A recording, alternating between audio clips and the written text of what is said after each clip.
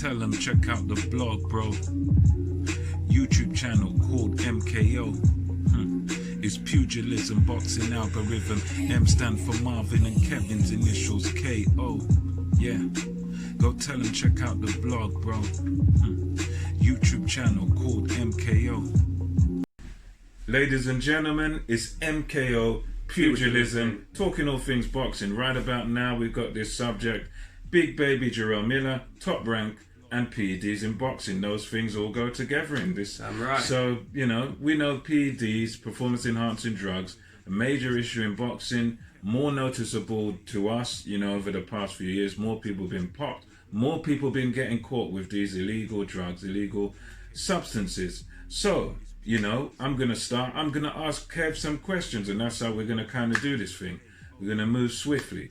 And the first question is, Kev, what do you think about Big Baby Jarrell Miller now being signed by Bob Arum's Top Rank, you know, corporation, in light of his PED scandal, which took place less than a year ago when he was preparing to fight Anthony Joshua, where he popped for about 3 different substances? So what do you think about him now being signed by a big company, big promoter like Top Rank?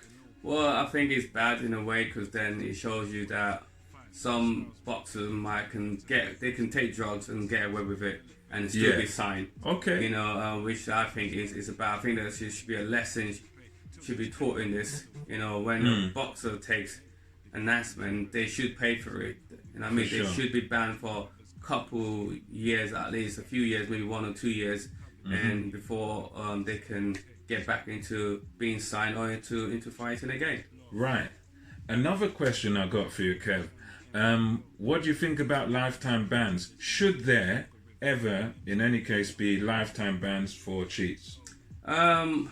Yeah, I think it's possible they can have a lifetime ban. Okay.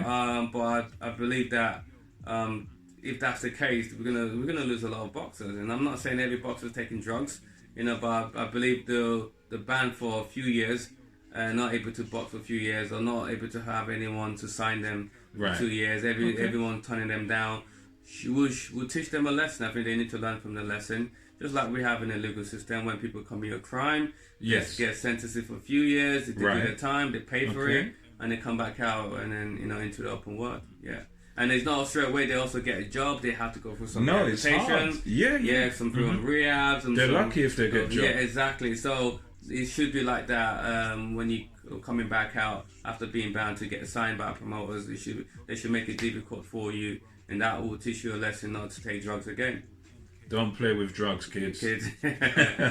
And right, Kev. So if not a lifetime ban, then if you could have it in an ideal world, let's say, how long in your sort of view, I'll give my view in a sec after, but how long in your view should a fighter be banned for? If you could sort of have an ideal world, you're the czar, you're in charge, how long would you ban someone for drug cheating? Yeah, I'll say about between 18 to 24 months, about a year and a half to 2 years would be quite ideal for me, because in a way that will give them enough time to think about their life, their bad decision making, and also it's a long time for a professional boxer not be active. You know? Yeah, it's a short career. Yeah, exactly. Like any sport, it's a short career. Yeah, it will be.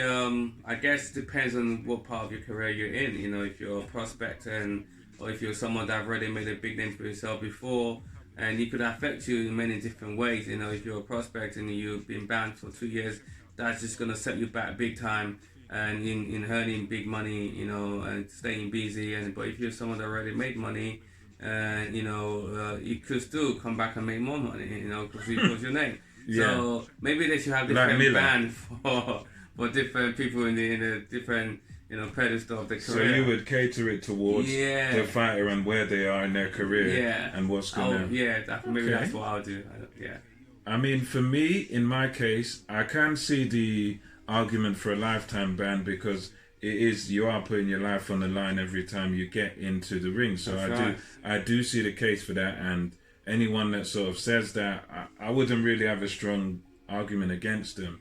If not a lifetime ban, I'd argue for around 3 years. Period of around 3 years to maybe 3.5, 4 years. Because I think that would significantly hurt a fighter's career. And if they've done something like that where you're putting your life on the line every time you go in the ring, to take them out of it for about 3 years or so, I think that would really harm their career no matter what stage they're in. And right, so this is another point here where this is an interesting one that I've just thought of in our PowerPoint thing. And Kev, what do you think about this idea?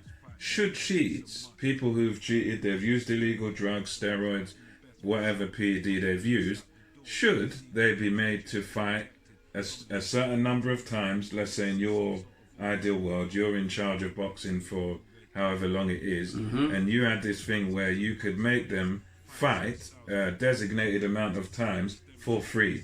Do you think that should be a punishment, or is it like just like fighting for charity, for example? So no, I'm saying you fight in a fight that could be pay-per-view or could be for free. Yeah, for free. One of your fights that could be a good. That's I can see that happening. That's possible.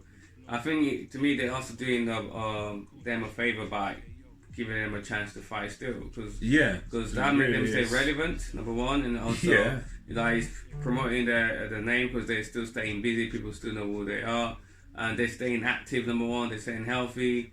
So it's instead of just banning them and not able to fight for 3 years, I think that might be a better option for this boxer rather than the free. Yeah. Okay. But if I want to give them an ultimate punishment, I will not give them any fight, even for free as well. You know? Right. Okay. Yeah, that's what I will hope for. But if you really want to punish them badly, because as you already know, boxing is a dangerous sport. People lose their life in this sport, and then imagine you taking enhancement, to improve your endurance and your power output, everything. It can cause damage, and it's very unfair for the other boxers that's staying clean. So exactly, to me, I would definitely say give them 3 years, without a fight. Okay, but it's a good idea. If people can talk about it, but it's a good idea. But I will be harsh and say 3 years without a fight. Right, so you'd be even worse than me. You wouldn't even give them no free fight.